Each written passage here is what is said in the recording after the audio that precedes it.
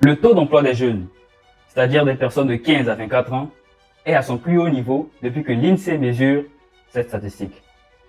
Alors, généralement considéré comme inexpérimenté car sans expérience professionnelle, comment expliquer que les jeunes, après cette pandémie qui a causé une grave récession dans l'économie française, l'on puisse arriver à avoir un taux d'emploi des 15-24 ans à son plus haut niveau? Nous allons voir dans cette vidéo tous les moyens mis en place et quels sont les facteurs, les domaines d'activité dans lesquels ces jeunes travaillent. Et surtout, à la fin de cette vidéo, nous allons vous montrer de façon plus concrète comment l'État a donné une solution pour les jeunes et comment y postuler.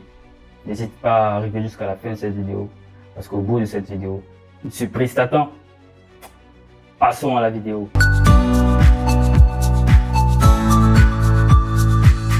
Alors salut à toi, moi c'est Yannick, Data Scientist de formation. Et le but de ma chaîne est de vulgariser les statistiques à travers l'analyse, l'interprétation et l'explication des articles statistiques publiés par l'INSEE et d'autres institutions de statistiques destinés aux experts et aussi au grand public.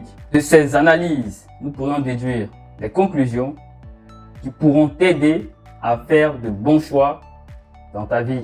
En effet, s'enrichir des statistiques est la chaîne qui permet, grâce aux statistiques, de prendre de bonnes décisions dans ta vie active, dans le business et d'autres activités qui t'intéressent. Si tu es intéressé par ce projet, n'hésite pas à t'abonner à cette chaîne, d'activer la cloche de notification afin de nous suivre tout au long de cette aventure.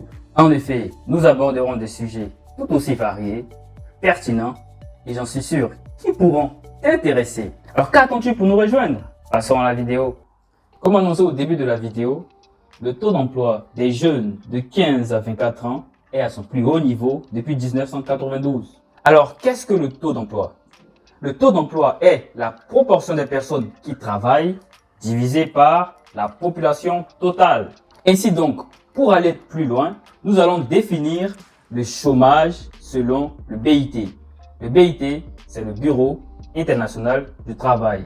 C'est plus généralement, c'est l'institution internationale qui est chargée de réguler tout ce qui est travail, emploi dans tous les pays du monde entier. Qu'est-ce qu'un chômeur selon le BIT?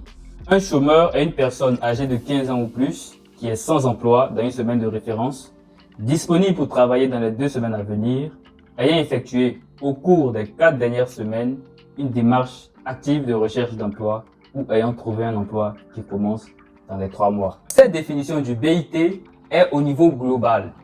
Mais en ce qui concerne la France, qu'est-ce que l'INSEE dit par rapport au chômage? Voici la définition que l'INSEE donne du chômage. Aujourd'hui, l'INSEE regroupe les chômeurs en 5 catégories principales, notamment la catégorie A. On dit qu'un chômeur est de catégorie A s'il est sans emploi.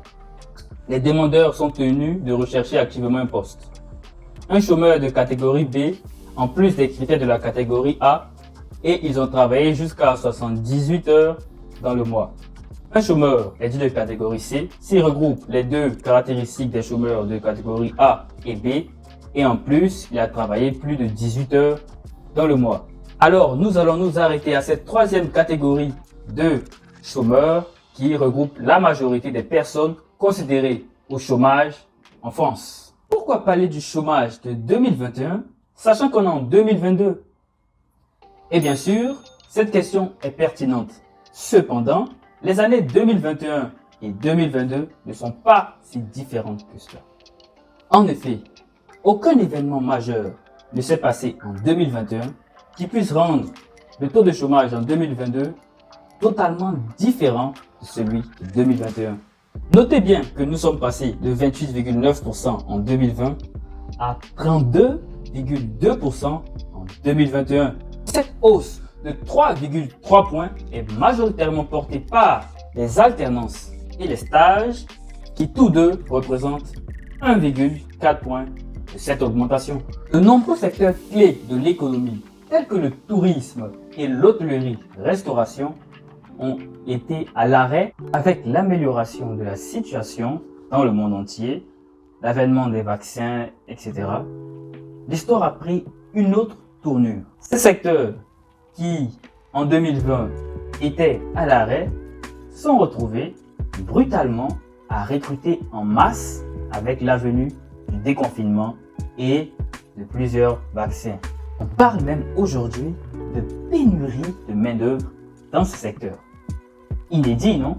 D'une situation où aucun travail, rien d'autre, aucune source de revenus, à une autre, où vous recrutez tellement en masse qu'il y a pénurie de main-d'œuvre.